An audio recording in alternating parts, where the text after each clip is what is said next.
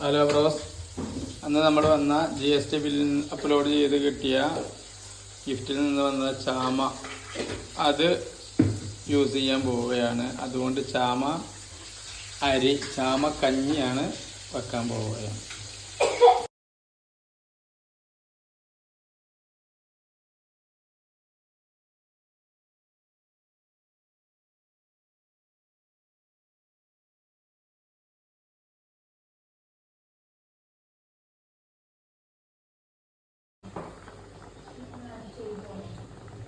അങ്ങനെ 2-3 പ്രാവശ്യം കഴുകിയതിൻ്റെ ശേഷം അതിൻ്റെ ഉമിയെല്ലാം കളഞ്ഞു.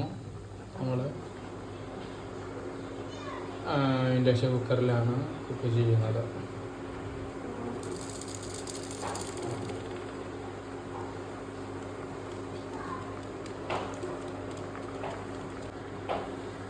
അത് പാകം ചെയ്യുമ്പോൾ ഒരല്പം ഉപ്പ് നമ്മൾ ഇട്ട് കൊടുക്കണം.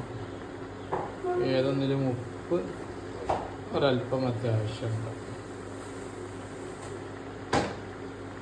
അല്ലാതെ അധികമാകാനും പാടില്ല, എന്നാൽ കുറയാനും പാടില്ല. ഉപ്പിൻ്റെ കാര്യം അങ്ങനെയാണ്.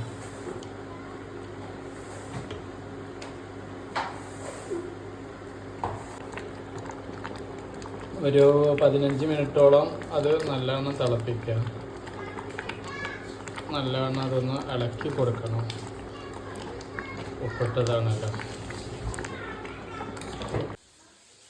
അപ്പോൾ നമ്മുടെ ചാമക്കഞ്ഞിക്ക് കൂട്ടാൻ ആയി നമ്മൾ ഉണ്ടാക്കാൻ പോകുന്ന ചമ്മന്തിയാണ്, പുളിങ്ങ ചമ്മന്തി.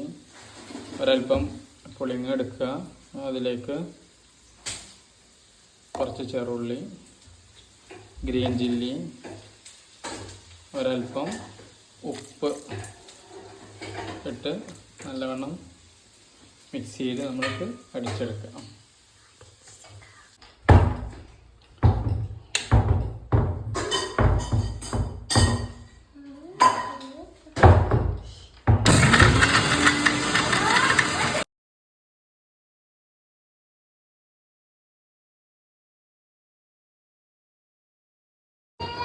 നമ്മുടെ ചമ്മന്തിയിലേക്ക് ഒരല്പം വെളിച്ചെണ്ണ ഒഴിക്കാം.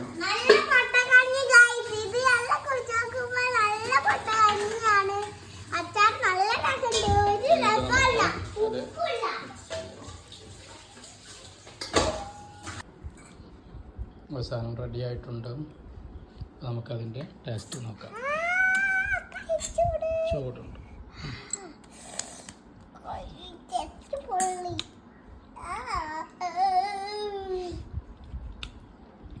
നമ്മുടെ സാധാ ചോറിനില്ലാത്ത മറ്റൊരു ടേസ്റ്റാണത്.